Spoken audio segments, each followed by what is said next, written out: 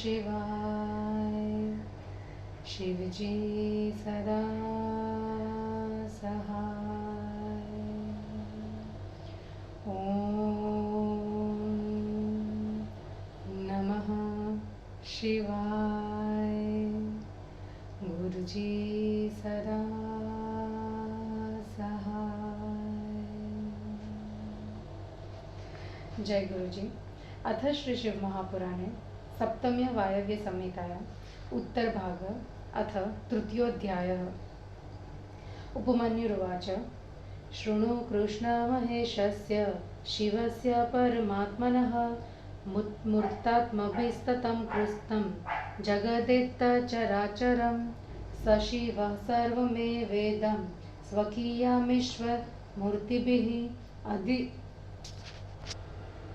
अधितिष्ठत्यमेयात्मा एतत्सर्वमनुस्मृतं ब्रह्म विष्णुस्तथा रुद्रो महेशानः सदाशिवः मूर्तयस्तस्य विघ्नेया याभिर्विश्वमिदं ततम् अथान्याश्वापिता नवः पञ्चब्रह्म समाह्यया तनुभिस्ताभिरव्याप्तमिह कच्चिन्नि विद्यते ईशानः पुरुषो घोरो वामसद्धस्तथैव च ब्रह्माण्येतानि देवस्य मूर्तयः पञ्चविश्रुतः ईशानाख्या तु या तस्य मूर्तिराद्धा गरीयसी भोक्तारं प्रकृते साक्षात् क्षेत्रज्ञमधितिष्ठति स्थाणोस्तत्पुरुषाभिख्याय मूर्तिमूर्तिमतः प्रभो गुणाश्रयात्मकं भोग्यमव्यक्तमधितिष्ठति धर्मादष्टाङ्गसंयुक्तं बुद्धितत्त्वं पिनाकिनः अधितिष्ठत्यघोराख्या मूर्तिरत्यन्तपूजिता वामदेवा ह्यमां मूर्ति महादेवस्य वेदसः आहत्कृते रधिष्ठात्री माहुरागमवेदिनः सद्धो ह्ययां मूर्तिरत्यन्तपूजिता वामदेवा ह्यमां मूर्ति महादेवस्य वेदसः आहत्कृतेरधिष्ठात्री माहुरागमवेदिनः सद्धो ह्ययां मूर्ति शम्भोरमितवर्चसः मनसः समधिष्ठात्रीं मतिमन्तः प्रचक्षते श्रोतस्य वाचः शब्दस्य विभुर्व्योन्मस्तथैव च ईश्वरीमीश्वरस्येमम् आमिषाख्यां हि विदुर्बुधा त्वक्पाणिस्पर्शवायूनाम् ईश्वरीं मूर्तिमेश्वरीं पुरुषाख्यं विदुः सर्वे पुराणार्थविशारदा चक्षुषष्णरणस्यामि रूपस्याग्नस्तथैव च अघोराख्यमधिष्ठात्रीं मूर्तिमाहुर्मनीषिणः रसनायाश्वपायोश्व रसस्यापां तथैव च ईश्वरीं वामदेवाख्यां मूर्तितन्निरतां विदुः घ्राणस्य चैवोपस्थस्य गन्धस्य च भुवस्तथा सधो जाता ह्ययां मूर्तिम् ईश्वरीं सम्प्रचक्षते मूर्तयः पञ्चदेवस्य वन्दनीया प्रयत्नतः श्रेयोऽर्थिभिर्नरैर्नित्यम् श्रेयसामेकहेतवः तस्य देवादिदेवस्य मूर्त्यष्टकमयं जगत् तस्मिन् व्याप्य स्थितं विश्वं सूत्रे मणिगणा इव शर्वो भवस्तथा रुद्र उग्रो भीमः पशुपतिः ईशानश्वमहादेवो मूर्तयश्वाष्टविश्रुता भूम्यभोग्निमरुद्भ्यो क्षेत्रज्ञार्क निशाकरा अधिष्ठिता महेशस्य सर्वाधैरष्टमूर्तिभिः चराचरात्मकं विश्वं धत्ते विश्वम्भरात्मिका शार्वे सर्वाह्यया मूर्ति ऋतेशास्त्रस्य निश्रयः सञ्जीवनं समस्तस्य जगतः सलिलात्मिका भाविति गीयते मूर्ति भवस्य परमात्मनः बहिरन्तर्गता विश्वं व्याप्य तेजोमयी शुभा रौद्री रुद्रस्य या मूर्ति रास्थिताधो घोररूपिणी स्पन्दयत्यनिलात्मेदं बिभर्ति स्पन्दते स्वयं औग्रिक्ति कथ्यते सद्भिर्मूर्तिरुग्रस्य वेदसः सर्वावकाशदा सर्वव्यापिका गगनात्मिका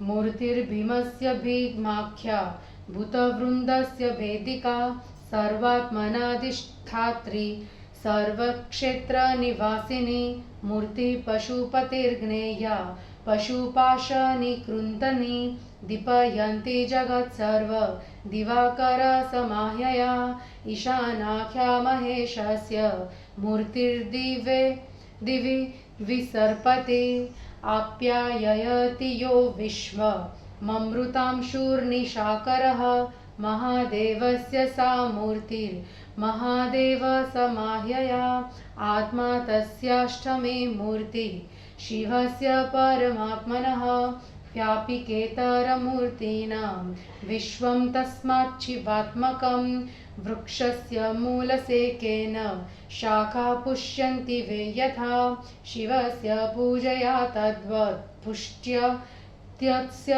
वपुर्जगत सर्वाभयप्रदानं च सर्वानुग्रहणं तथा सर्वोपकारकरणं शिवस्याराधनं विदुः यथेह पुत्रपौत्रादेः प्रीत्यो भवेत् पिता तथा सर्वस्य सम्प्रीत्या प्रीतो भवति शङ्करः देहिनो यस्य कस्यापि क्रियते यदि निग्रहः अनिष्टमष्टमूर्तेस्तत् कृतमेव न संशयः अष्टमूर्त्यात्मना विष्मधिष्ठाय स्थितं शिवं भजस्व सर्वभावेन रुद्रं परमकारणम्। इति श्री शिवमहापुराणे सप्तम्यां वायव्यसंहितायाम् उत्तरभागे कृष्णायोपमन्योरुपदेशवर्णनं नाम तृतीयोऽध्यायः। हिंदी अनुवाद। उपमन्यु ने कहा, हे श्री कृष्ण, परमात्मा शिव महेश की मूर्ति से ही यह चर अचर संसार व्याप्त है।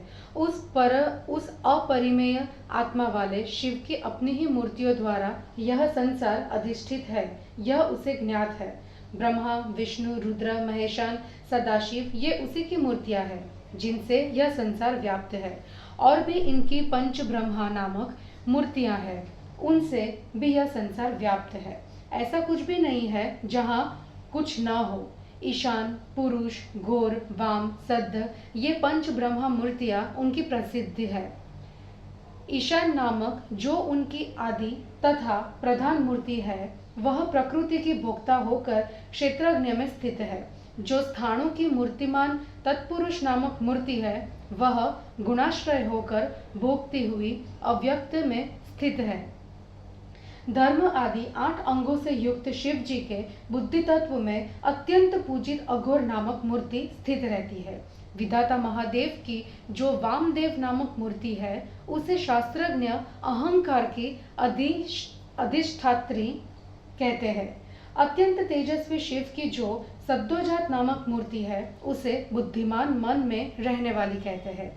श्रोत्र वाणी शब्द की विभु तथा आकाश की जो ईश्वरी मूर्ति है, उसे विद्वान ईशा कहते हैं। त्वचा हाथ स्पर्श तथा वायु की जो स्वामिनी ईश्वर की मूर्ति है, उसे पुराणों के अर्थ को जानने वाले पुरुष कहते हैं। नेत्र चरण तथा अग्नि के रूप में शिव की अघोर मूर्ति स्थित है, ऐसा विद्वान कहते हैं। जीभ गुद रस तथा जल की स्वामिनी वामदेव नामक मूर्ति है, जिसे उसके जानने वाले कहते हैं। प्राण, लिंग, गंध, पृथ्वी की स्वामिनी सद्योजात नामक शिव मूर्ति कही गई है। ये शिव की 5 मूर्तियां मंगल कामना करने वालों के लिए सदा वंदनीय है। उन देवादिदेव की इन 8 मूर्तियों से यह संसार उस प्रकार व्याप्त है जैसे धागे में पिरोई गई मणियां। शर्व, भव, रुद्र, उग्र, भीम, पशुपति, ईशान, महादेव ये शिव की सुप्रसिद्ध 8 मूर्तियां हैं। भूमि, जल, अग्नि, वायु, आकाश, क्षेत्रज्ञ, सूर्य, चंद्रमा ये शर्व आदि ने महेश्वर की 8 मूर्तियां कल्पित की है। शिव की विश्वात्मिका मूर्ति पृथ्वी चर अचर रूप विश्व को धारण की है, ऐसा शास्त्र का निर्णय है। शिव परमात्मा का जलात्मक रूप इस संसार को जीवन दिया करता है। बाहर भीतर संसार को व्याप्त कर उनकी तेजोमयी शुभ मूर्ति है और घोर रूपा उनकी रौद्र मूर्ति है। वायु संपूर्ण संसार को स्पंदित करता हुआ इसका पालन करता है। उग्र परमात्मा की वह उग्रा मूर्ति है। सबको अवकाश देने वाली तथा सर्वव्यापक उनकी आकाशात्मक मूर्ति है। जो सब प्राणियों को अलग करती है उसका नाम भीमा है। जो सभी आत्माओं की स्वामिनी है और सभी क्षेत्रों में रहने वाली है, वह पशुपति की मूर्ति पशुपाश को काटने वाली है। सूर्य नाम से प्रसिद्ध वह ईशान की मूर्ति संपूर्ण संसार को प्रकाशित करती हुई सर्वत्र व्याप्त है। जो संपूर्ण संसार को अपनी शीतल किरणों से तृप्त करती है। महादेव की वह चंद्रमा नामक मूर्ति है। शिव परमात्मा की 8वीं मूर्ति आत्मा है। यह अन्य मूर्तियों से भी व्यापक है, अतः यह संसार शिवात्मक है। जैसे पेड़ की जड़ को सींचने से सभी शाखाएं पुष्ट होती है, वैसे ही शिव के पूजन से संसार रूपी शरीर पुष्ट होता है। शिव की आराधना करना सब प्रकार के अभयदान, सब प्रकार का अनुग्रह और सबका उपकार करना है। जैसे पुत्र पौत्र आदि की प्रसन्नता से पिता प्रसन्न होता है, वैसे ही सबके प्रसन्न होने से शिव प्रसन्न होते हैं। जब कोई किसी देहधारी को दंड देता है तो वह अष्टमूर्ति को दंड देने के समान है, इसमें संदेह नहीं है। अष्टमूर्ति रूप संपूर्ण संसार पर अधिकार कर शिव विराजमान है, अतः परम कारण शिव जी का सब प्रकार से भजन करना चाहिए। और इस प्रकार श्री शिव महापुराण में श्री कृष्ण को उपमन्यु का उपदेश नामक 3रा अध्याय समाप्त हुआ। जय गुरु जी।